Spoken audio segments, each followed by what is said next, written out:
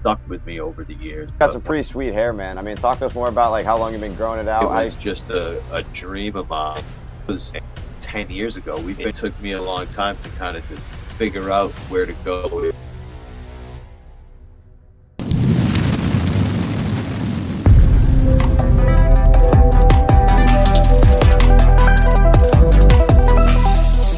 All right, guys, this is Crazy Kev here, and I'm here with Shaun, Shubert. How we doing? I'm doing well, man. All right, all right. So, Shaun, talk to us a little bit about what you got kind of going on at the moment, and maybe when we could see you maybe back in action in the future. I am over in Lakeville, Massachusetts. I'm running a upscale Muay Thai gym. We got classes for the everyday regular person that's just an enthusiast. We got stuff where fighters are taking on some big stuff. And we are the groundbreaking gym in Massachusetts and New England for small glove Muay Thai.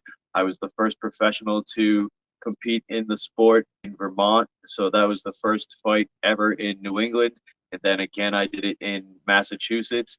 And then last weekend, my fighter, Princeton Morales, was the first amateur to have a small glove Muay Thai fight where they've actually changed the rules governed by the commission to sanction what a amateur Muay Thai fight is able to have in it and what the rules are and stuff like that. So they were able to drop the shin pads, fight with small gloves, 7 ounce amateur MMA gloves, and throw elbows at the cage. So it was pretty cool. Yeah, no, definitely cool, man. And talk to us a little bit more about your methodology behind these small glove Muay Thai fights. The methodology is really something that I adopted from one of my mentors, Tom Sotis. He has this theory on functionality being the key goal, and that everybody comes in with their own set of natural abilities, and it's your job as a coach to be able to put them through the kinds of activities, keeping them in the right kind of mindset as far as context, authenticity, how to be deliberate, and how to integrate the skills into them so that they've done the work so much on what the holes are in their game, and they've let the natural abilities kind of float them through the training process. So instead of holding people back, it's almost like a quick way to get people on the mats, get them to kind of be playing the game, start scrimmaging, sparring, playing different little oppositional activities with each other, and then figuring out from there a diagnostic checklist on how to give them the practices and the tools, the mechanics that they need to be able to become ultra functional. Yeah, no, that's very, very nice, man. That's definitely a very solid method. And with that being said, man, what's some of your favorite things that you like to do in the gym? We are very big, like I said, based on the methodology of getting guys on the mat, giving them the outline of the game, giving them the end goal, and then letting them kind of just take the ball and run with it, so to speak. Then, as they start figuring things out on their own, that's called guided discovery, meaning we set them on the path and we give them kind of the parameters, the do's and the don'ts, what you can do and what's restricted, and then let them kind of just be artistic and play the game of Muay Thai and work through some of the effectiveness that gives us the tools to break into a practice and then a mechanical training where you're giving these guys what I like to call the cycle of functionality, where they play the games, they drill the practices, and then they fix the mechanics and they go through this loop of becoming, like I said, ultra functional, where they're integrating these skills into them very rapidly. Yeah.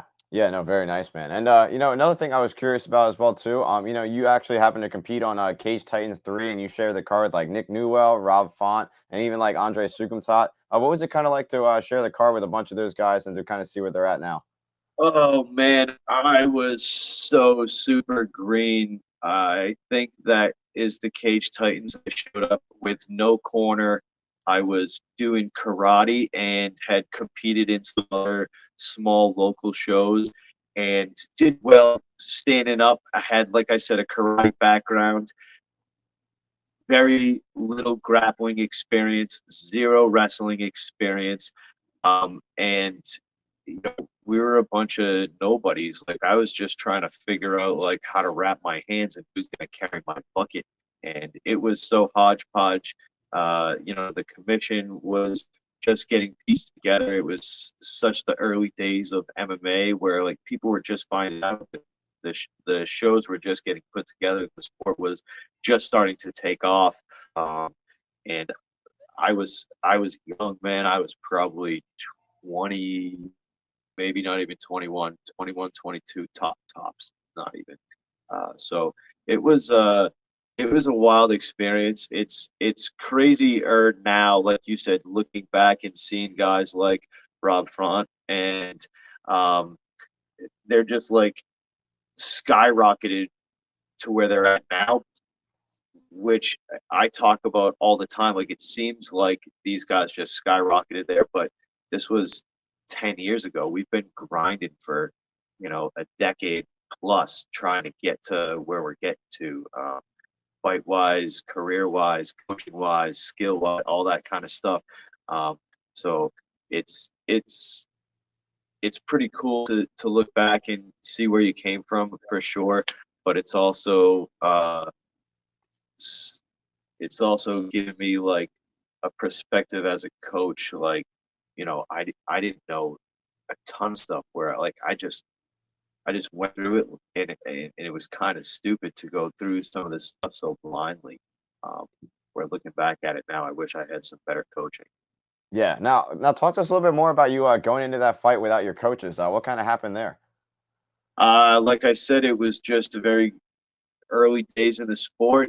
There were very little like licensing and all this kind of stuff was, like I said, just hodgepodge together, and it was guesswork, and there was a lot of things that, like, people got allowed to do that would never happen nowadays. And I just had somebody that had tickets that went to the school with me, like carry my bucket out.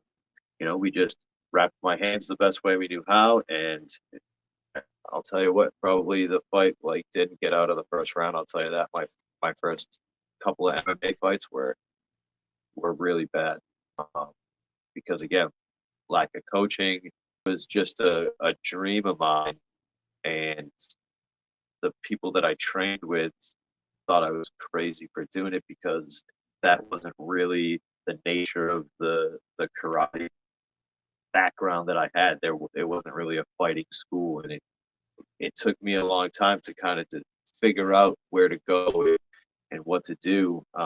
Like I said, those early days when I was fighting MMA. Yeah, no, that definitely makes sense, man. And speaking of karate, man, what's maybe some of your favorite highlights or favorite memories from karate? Uh, I would say the camaraderie was big. I grew up in a local martial arts school and went through high school sports, fell out of martial arts for a little while, graduated, and then somebody got me like a gift certificate to go back to it when I was a little bit older than 18, maybe out of high school. I went back to it, and it was like I never left.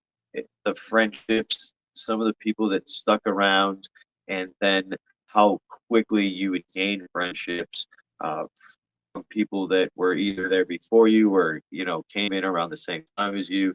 Those bonds that you get through training together is something that carries through, and it carries over so many different arts and so many different schools and gyms and so many sports. That's, I think, something that's stuck with me over the years. But when I look back on it, is so big for me. Yeah, yeah, no, 100%. I definitely agree with you there. The camaraderie and in the gyms is definitely super important. And another thing I was curious about is, during COVID, wasn't nearly as long as yours, but you got some pretty sweet hair, man. I mean, talk to us more about like how long you've been growing it out, how you kind of do to kind of maintain that thing, man. I actually have been doing this to my hair since I was 15, just in a rock and roll, rebellious type of mindset when I was growing up. And then it just kind of like I just always liked it, you know. It was something that really stuck with me, and then I learned a little bit about the kind of culture and the roots of it. I went to Jamaica and uh, had some small dreadlocks in my hair. They actually got started on a plane to Thailand. I was doing a lot of traveling, and people talk about it. It's a cool icebreaker, and you just fall in love with having them. But like I said, it started as like a young kid. I was a teenager listening to rock and roll, and I just wanted to grow my hair out and have rock and roll hair. And the lifestyle and the talking about it, all these kind of, like I said, conversation starters, icebreakers. People talk about it. Strangers come up to you. They want to touch it. They want to know what it's like. They want to talk about what's it like growing it. How long you had them? Do you wash your hair? This kind of stuff. So, um, it's fun for me. And I liked it growing up, and it was just something that I kind of settled into. And in my 20s, I had the locks and I cut them off. And a bunch of people were like, why would you ever cut them? So it took me about 10 years to get them back to where they're at now. But after the ration I got for cutting them the first time, I grew them back. Like I said, I started them on a plane to Thailand, and uh, I just have been growing them out since. Yeah, yeah, that's awesome, man. And like I said, it's definitely pretty sweet. And with that being said, you mentioned Thailand as well too. Almost everybody that's been to Thailand says just amazing things about it. What's maybe some of your favorite memories with Thailand and just kind of being there?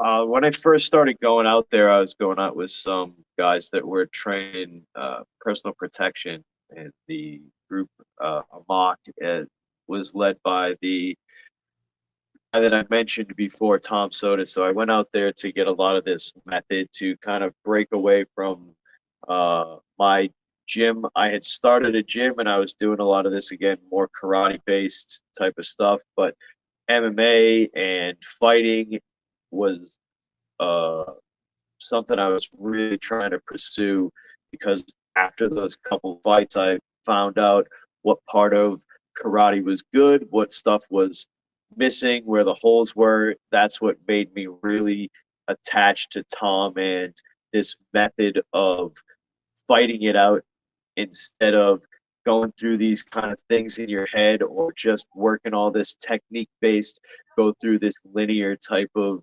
pattern where it's less on gaining skill and more on preserving the arts and memorizing a book of techniques and this kind of thing. I started chasing this more functional way of learning and teaching and giving information to my students where I could go back and rewrite my book from when I was doing karate, and it would obviously change the art because of the things that I know from fighting and how civilization has evolved and all these kind of things in modern times that would affect the way that the arts are preserved. Everybody looks at something like Kempo or Taekwondo or this thing or that thing, and they say, it's good for this, but it's not good for that. Yeah, but it's less about what it's good for and what's effective about it and ineffective. It's more about the people that are doing it like that activity and they're preserving that art. Where my mindset from competing in MMA switched from wanting to hang on to a preservation and start to explore and evolve and learn how to really adapt and become functional. And that's what led me down this kind of sports path and led me into the sports that I was able to flourish in and then able to create my own kind of system and method and way of teaching and kind of perspective of how the art should go and how to compete in it.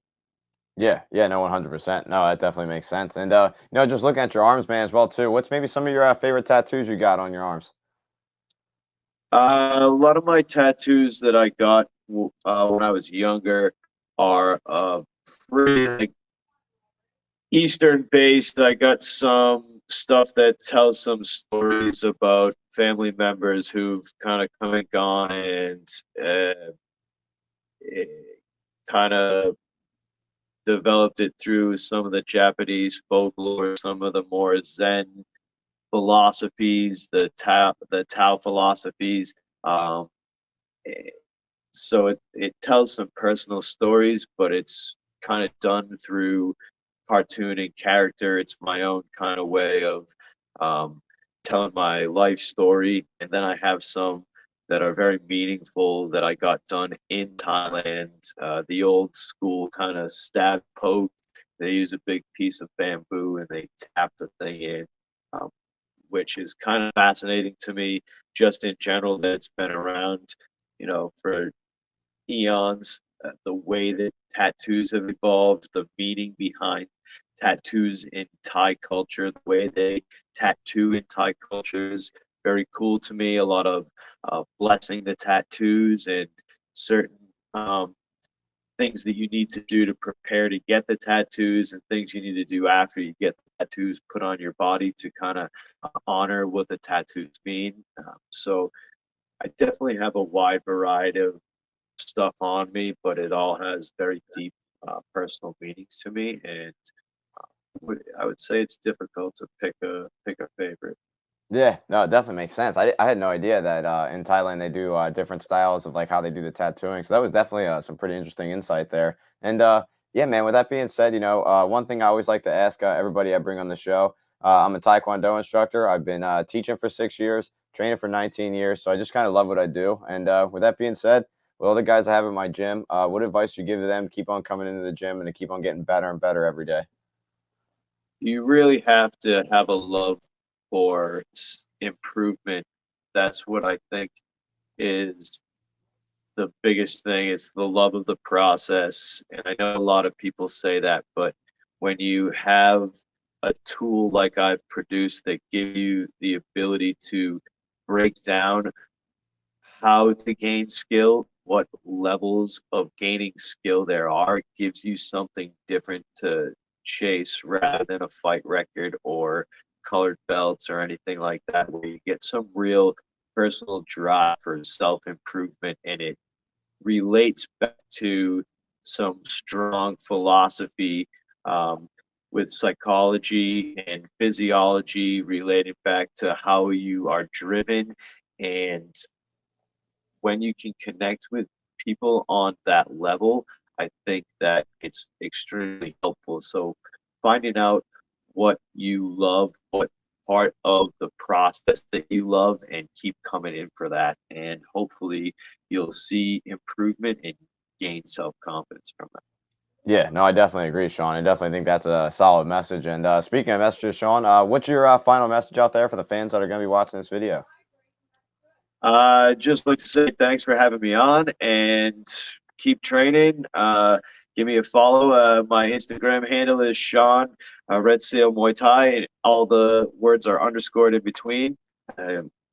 Keep training, man. I hope to see you guys out on the mats and at the fights. Let's go. All right, Sean. Thank you so much for coming on, man. You're awesome. And yeah, we're looking forward to what's next, man. Have a good rest of your day. Yeah, thanks.